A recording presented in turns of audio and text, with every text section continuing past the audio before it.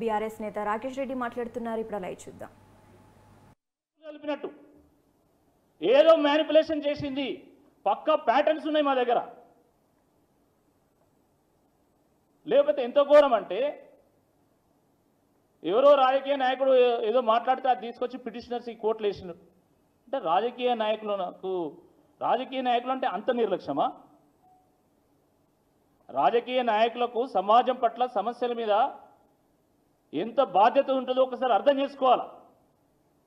Group 1 ఫలితాలు వచ్చిన తర్వాత బయటికి వచ్చినటువంటి అంశాలను ఎంతో సునిశ్చితంగా పరిశీలించి తప్పు ఒప్పులను బేరీజు వేసుకొని దీనికి సంబంధించి విద్యార్థులతోని అభ్యర్థులతో మాట్లాడి ఎక్స్పర్ట్స్తో మాట్లాడి ఒక్కొక్క అంశం బయట పెట్టిన తర్వాత ఈరోజు ఈ చర్చ బజార్కెక్కింది. వాస్తవాలు ఒక్కొక్కటి బయటకు వస్తున్నాయి. ఈరోజు హైకోర్టు మీకు మొట్టికాయలేసే కాడికి వచ్చింది పరిస్థితి. మరి అలాంటిది రాజకీయ నాయకులు ఏదో మాట్లాడితే తీసుకొచ్చి పిటిషనర్ ఈడ వేస్తున్నారని ఎట్లా మాట్లాడతాడు? అసలు ఒక గవర్నమెంట్ లాయర్ మాట్లాడాల్సిన మాటలు అవి అన్నాడు. మేము ఈ సందర్భంగా అడుగుతా ఉన్నాం.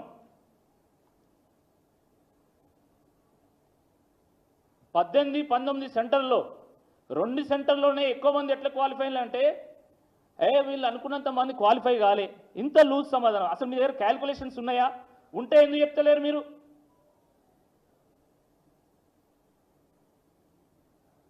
ఒక అమ్మాయిది 480 మార్క్స్ వచ్చినాయి.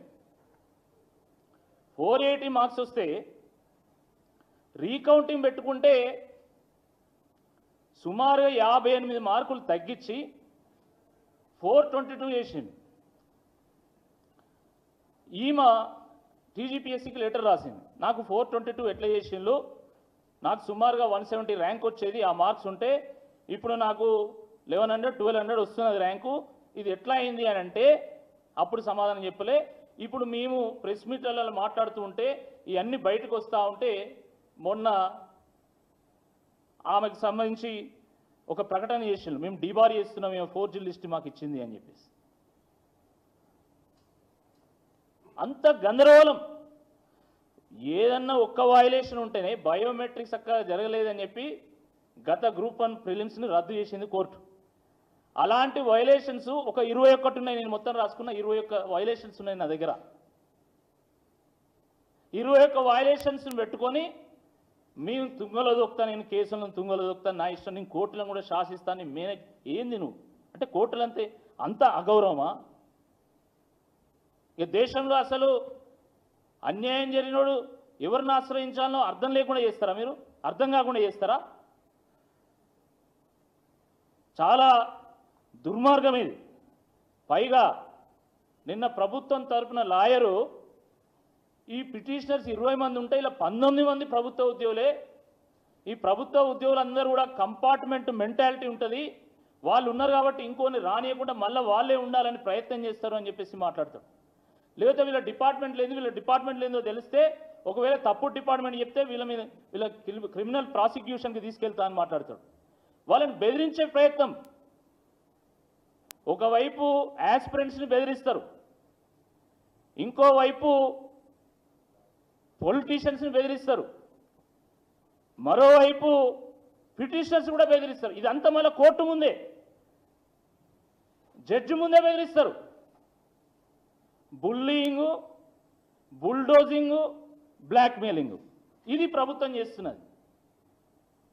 Either you bully or you bulldoze or you blackmail. ఆ రకంగా మీరు అందరినీ దారికి తెచ్చుకునేటువంటి ఒక ప్రయత్నం చేద్దాం అనుకుంటున్నారు. అది సాధ్యం కాదు అని చెప్పి ఈ సందర్భంగా గుర్తు చేస్తూ ఉన్నాను. కొన్ని సెంటర్లో ఎక్కువ ఫలితం ఎట్లొచ్చింది అంటే ఏ కాంపిటేటివ్ ఎగ్జామ్ పెట్టుకున్నా కూడా ఢిల్లీలో ఉన్న హైదరాబాద్లో ఎక్కువ రిజల్ట్ వస్తలేదా, గట్లనే కొన్ని సెంటర్లు ఎక్కువ వచ్చింది అంటారు. ఏమన్నా అర్థం ఉందా అసలు? మీది Telangana public service commission, Telangana state public service commission. ఎంత ప్రెస్టీజియస్ ఆర్గనైజేషన్ ఇది. యూపీఎస్సీ మోడల్లో మీది నడవాలి, మీ వ్యాఖ్యలు కూడా అట్లా ఉండాలి. కానీ అది జేఈ కానీ బిట్సాట్ కానీ ఇంకా ఏది రాసినా కూడా, ఏ కాంపిటేటివ్ ఎగ్జామ్ రాసినా కూడా ఇట్లనే ఫలితం వస్తుంది, ఢిల్లీలో ఉన్న హైదరాబాద్లో ఎక్కువ వస్తలేదు, గట్లనే ఓ సెంటర్లో ఎక్కువ వస్తుంది అంటారు.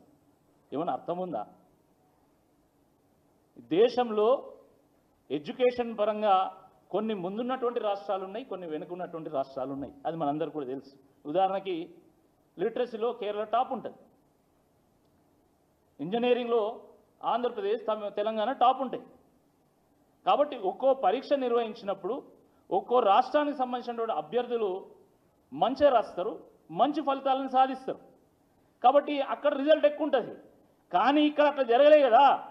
ఇప్పుడు ఫర్ ఎగ్జాంపుల్ వరంగల్ సంబంధించిన వాళ్ళను, నిజామాబాద్ సంబంధించిన వాళ్ళను వాళ్ళందరినీ తీసుకుపోయి కోటి హ్యూమన్ సెంటర్లో పెట్టలే కదా.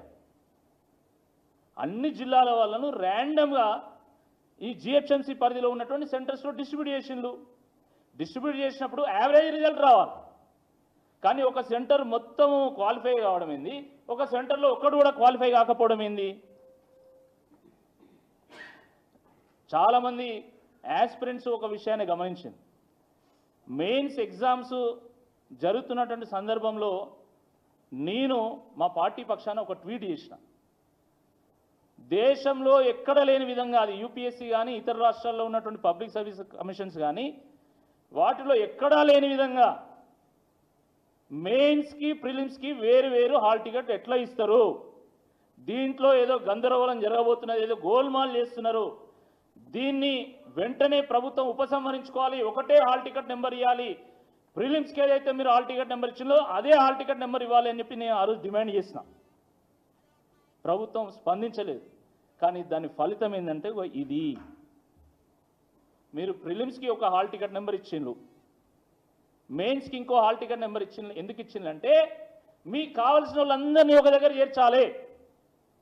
చేర్చి కొన్ని జాబ్స్ను గ్యారంటీ చేసుకోవాలి. 6 గ్యారంటీలు తుంగలో దొక్కులు అది అయిపోయింది. కానీ మీకు మాత్రం కొన్ని జాబులు గ్యారంటీ కావాలి. నిన్న మొన్న మీరు చూసిన లేదా మంత్రులు ఏం మాట్లాడుకుంటున్నారు? కొండ సురేఖ గారు ఏమంటారు, మా మనోడికి జాబ్ కావాలి ఏరోనాటికల్ ఇంజనీరింగ్లో, ఆయన ఇంజనీరింగ్ చేసిండు, మా మనోడికి జాబ్ కావాలి అంటే, ఇది మన చేతిలో పనే కదా, నేను తప్పకుండా చేస్తా అని చెప్పేసి శ్రీధర్ బాబు గారు అన్నారు.